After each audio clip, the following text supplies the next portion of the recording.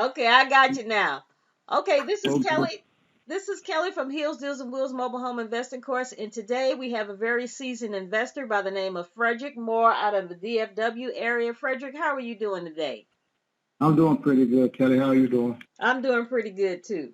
So, Frederick, can you introduce yourself and tell us how you went about getting into the mobile home business? All right. Well, first of all, I want to thank you for having me. I really appreciate you bringing me on. Um, I started doing the mobile home investing probably over a year ago, pretty much when the pandemic hit.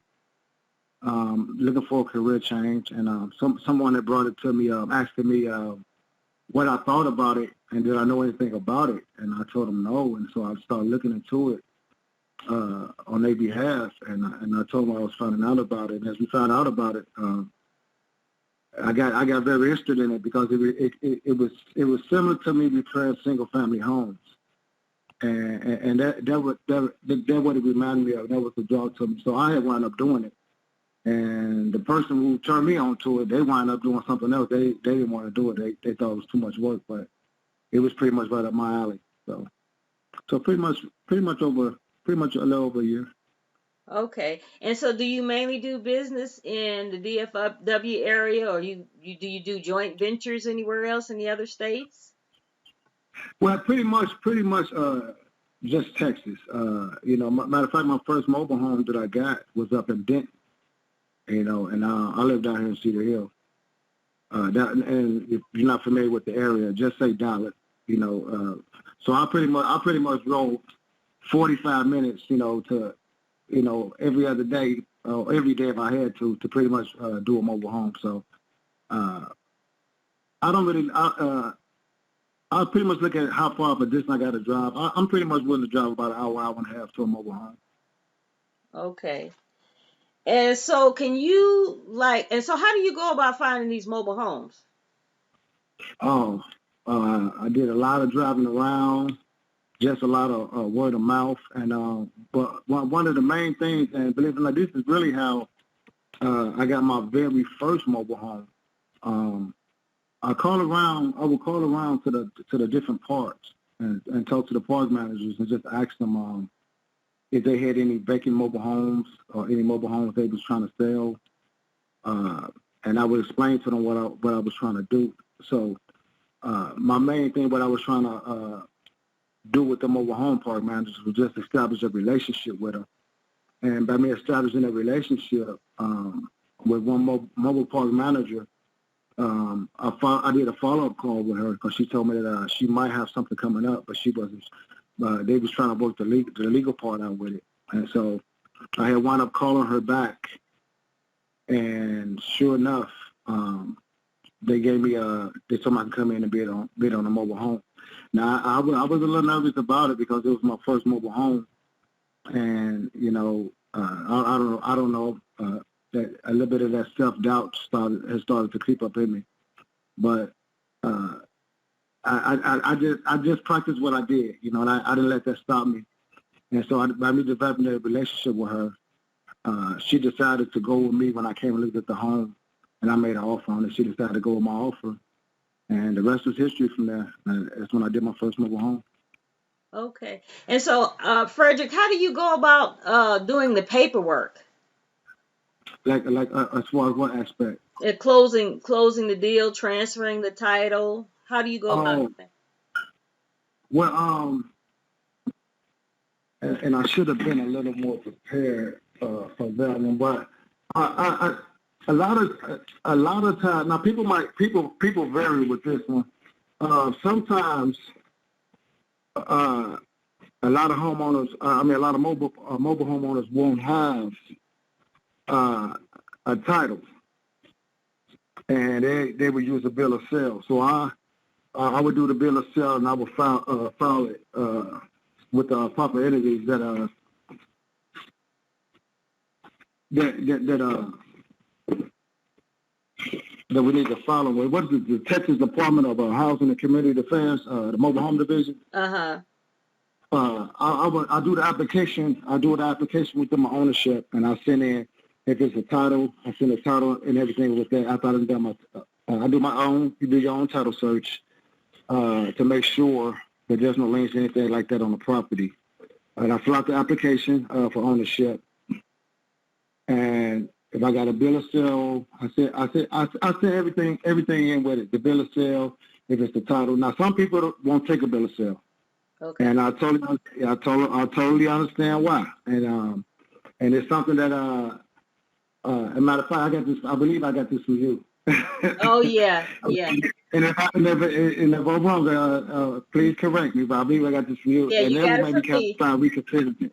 Yeah, because what you said, I believe what I heard you say, because I listen to a whole lot of things you say about as far as you don't want nobody to come back to you with the come back with the title, and you'd have sold it because somebody had a bill of sale. Right. And for me, that made perfect sense to eliminate just a lot of downroad drama, just to prevent it, you know. And so that right there was something that I had that makes me kind of look at that now. So I'm really gonna try to pursue title mobile homes. But if it's a good deal, I don't know. I might be a little tempted with the bill of sale. Well, I mean, it's so easy to get the title, to get a duplicate title. I don't know why somebody would want to risk it. That's the only thing about it. But you know what? That's something I am going to have to, and that's something I have to look into, because I was told they couldn't redo the titles if the titles wasn't there. You could ask for a duplicate. Oh, okay. See, I didn't think about that. Yeah, you can ask for a duplicate title. So then that way you won't be rehabbing a mobile home that you done sold to somebody else and it wasn't even yours to sell in the first place. You know, that's my whole mindset. You're going to be out a whole lot of money if that person decides to come back. That's right. And you know what? And I stand, and I knew I got that from you. I knew I got that from you. Yeah. Okay, so Frederick, and we had talked during this pandemic, and you were actually doing single family homes. So right now, you're pretty much saying that, you know, dealing with single family homes, that market is pretty much saturated, wouldn't you say? Yeah, that market is very saturated. You know, anytime you got people paying, I heard a guy paid $300,000 over the market price for a home. Mm-hmm. I think if you're paying $10,000, $20,000, $30,000 too much above market price, that's too much. Mm-hmm. But it just shows the competitiveness right now. How many people is trying to do the single family homes, not just be investors in single family homes, but just the demand of trying to buy single family homes, and there's a shortage on them. So if you look at, if there's a shortage of homes, building materials are super expensive, and they fall in shortage. Mobile homes is only going to continue to grow from there, because it's a different lane for you to go down as far as home ownership, and a lot of people turn to it because the homes are affordable. A lot of the parks are modernizing the parks and making them current up to date, where they becoming more of communities, and they're not really your traditional per se mindset or image that you might have of a mobile home park. Now, that's not to say that you won't want to run into some mobile home parks like that. Right. But a lot of the ones that I've ran into, I'm talking about the grass cut, the trash is picked up around there. I'm talking about they got rules around that the people have to follow to maintain those lot spaces. You know, so right. It's a very growing market, man. It really is. There's a lot of upside to this market. So, Frederick, which strategy do you like to do? I personally like to buy and hold because I like the cash flow. Which strategy do you like doing? You know, I like both of them. You know, for me as a beginner, and I said it like I'm just such a pro, but but I came a long way. Believe me, from when I first started doing, I came a long way. But in the beginning, if you know, with the lack of funds and you're just trying to get into it, you know, I did do what you call a flip. And my very first mobile home, I was gonna hold it. then I flipped my mind. I said, you know what? I really need the money. You know, it's good to collect a monthly payment off of it right now, but right now I kind of need to make more money off of this money so that I can get another mobile home. So I pretty much bought the mobile home. I did fixed it up just a little. I didn't go into extreme rehab mode, but I did what I would say stages. And I promoted it as if this is the stage that this home was in, and this is the price of it with the work that I've done. And if I do any more work, the price is going to go up.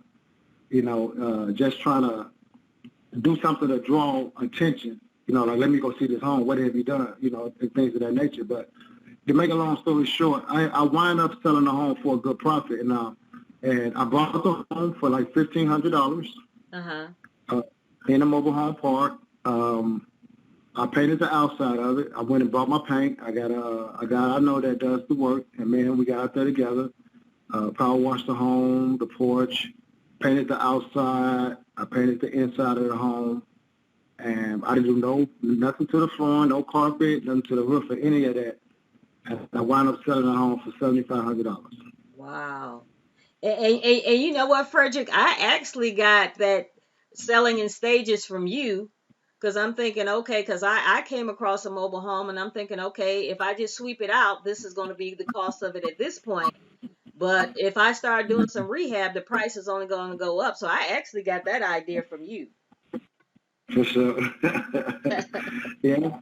Yeah, I mean, and that's the thing, man. What I like about this mobile home community is it's definitely a community. We all help each other out as much as we can. I've never ran into nobody that's like, you bother me, don't ask me so many questions, like they're trying to hide information from me. And I like the circle of network of people that I built, that I can contact, whether via internet, through Messenger or just on Facebook. And people in this community really want to see other people succeed, and they're just willing to help you, you know. So, Right. and that's just one thing I like about it, you know. Whereas, I'm not bashing the real estate,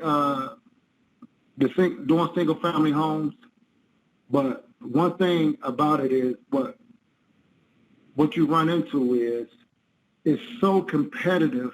You're not going to find anybody if you bump your head. Your loss is going to be somebody else's gain, and that's just the way it is looked at right now. Mm-hmm. You know, and I'm speaking from experience, and I'm speaking from people that I talk to right now that's currently still doing it, that I've been doing for years, but they're still at it, and they're not going to stop doing it. Okay, so Frederick, how long would you say one of your properties stayed on the market? What is the longest time it took you to sell one? Now, let me say before I say this. Now, when you first do it, every day gonna seem like it's too long. because you got your money tied up in it. And I'm gonna tell you, man, every day seemed like it was too long for me. But and the reality of it was, I think from the time when I did the first staging of that home, I probably got that home. So probably the total market there, probably no more than maybe, I say between 30 to 45 days, because I paid the lot rent on it the first time we moved in. And the second time, she told me that if I heard and got the paperwork changed over to the new guy, that he would be the one that paid the lot rent. So I didn't mind paying the second lot rent. So it probably was within 30 days or so. Okay. And so your return on your investment, has it been greater than 100 or? Yeah, I mean, if you look at even with the first 1,500 to 75, well, yeah. I take it not just 1,500, but you take the 1,500, and I think I have to look at my receipt to be correct, but I think the total of everything that I've done, assets, wound up being probably about another 2,000, so probably about 3,500, and I wound up making like 7,500 total. Okay, all right. And so, have you ran across any like major complications in the mobile home business? Because I remember I had to contact you and get your handyman because I had issues with the AC unit. Have you run across any major complications? Yeah. I have, and let me say this one more thing about the time frame on the homes. Uh-huh. Now, when you do those quick flips, they can go quicker than the 30 days. They can be 2 weeks. They can be 30 days. They can be whatever. When you rehab it on a home, I don't think people shouldn't expect that turnaround because you got to allocate for the time for the repairs, and you really don't know. You're gonna push for a schedule, but these contractors will drag your time out, and they can have it can really have your turnaround time on getting this home, so kind of extend it out a little bit. So, when you rehab, it's gonna definitely be when you're gonna hold the property, it's probably gonna be a little longer of a turnaround time on that property than it is if you're flipping it. But the rewards are better to me. To me, the rewards are better for the long run when you hold them. So, and I just wanted to say that. Right, because Holding the properties, I think that's the best way to go, and that is my long-term goal. That's how I plan on building my retirement off for mobile homes, holding on to them. right. Yeah, because I had a little situation with the contractor you recommended. I mean, he didn't he was good, but I don't think he's not licensed. And so Right. he wasn't the best, but he did the best that he could. But I still had to wind up hiring somebody else, but it was no big deal. Nothing against him. He was a pretty good guy. So, Frederick, do Yeah. you have any words of encouragement for somebody trying to get into this business? Sure. I say do it. I say do it. If you're trying to create some residual income from yourself, is what I call mailbox money. Uh-huh. Money you ain't got to just do nothing for. It's gonna be in the mailbox. Be in the mailbox. You want right to your mailbox and get it out. Mm. Nowadays they can wire to you through bank transactions. So you're gonna wake up in the morning, look at your account, and your money gonna be there. So I would recommend anybody that's looking to build some financial freedom for yourself, for you and your family. Something that you and your spouse can do together. Something you can make a family business together. I believe you and your brother, y'all do a lot of stuff together, if not Yes. everything together. Uh-huh. It's just a good solid business that you can be into, man. If you don't mind just a little work, and the residual income you can build for yourself is just it's crazy, man. So I recommend anybody get into it. And if anybody need any help, any advice, if I can help anybody out in any kind of way, they can definitely feel more than free to get in touch with me. They can contact me through my email of More Publishing, LLC @gmail.com, or they can even call me on my cell phone. I don't care about anyone calling me. I answer numbers I don't recognize, numbers I recognize. It don't matter. It's my phone, so I answer it. So, Okay. but that number is 214-414-4924. And if I can help anybody out in any kind of way, or you got some questions or advice and I know the answer, I'll give it to them. If I don't know the answer, I'll try to find it out for them. Okay. And so, Frederick, where do you see yourself in 5 to 10 years as far as this mobile home business? Where do you see yourself down the road? Oh, shoot. I'm hoping by that time I'm getting into the business of owning a mobile home park and just accumulating as many homes as I can. Right now we have I do have a business partner that I work with, a friend of mine that I brought in. He's real good as far as dealing with the contractors.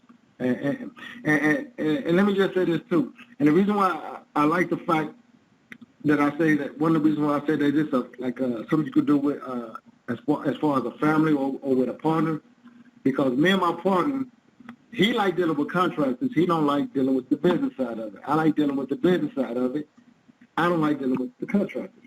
Oh, okay. So it works out, huh? So it works out. So don't let the fact of what you don't like to do discourage you from doing it, because if you don't mind partnering up with somebody, you let somebody else where your weakness is at, they got strength in it, let them handle that part of it, and you handle where your strengths lay at. So, right. Right. Well, Frederick, just like you, I got in this business thinking I would just buy a mobile home here and there. And now I'm just like you. I'm in the mindset now that I would not mind owning a mobile home park. And that's what actually my course offers, a free 7 series mobile home park buying course on top of my course. So it'd be absolutely free for anybody who joins my course. But do you have any closing statements? Before you make a closing statement, I first like to appreciate you and thank you for coming on here. We had some complications with our Zoom, but that's all right. We made it through. But do you have any closing statements about somebody trying to get into this business? Yeah, what I would say to him, man, if you get into it, get into it for the long term, and don't look at it as something that you are just gonna, get rich quick overnight. A lot of people that sell courses will sell you a dream, but just if you're gonna do it for the long haul. You're gonna be required to get a license. You can take your baby steps like I did. You can take your courses, and then apply for your license.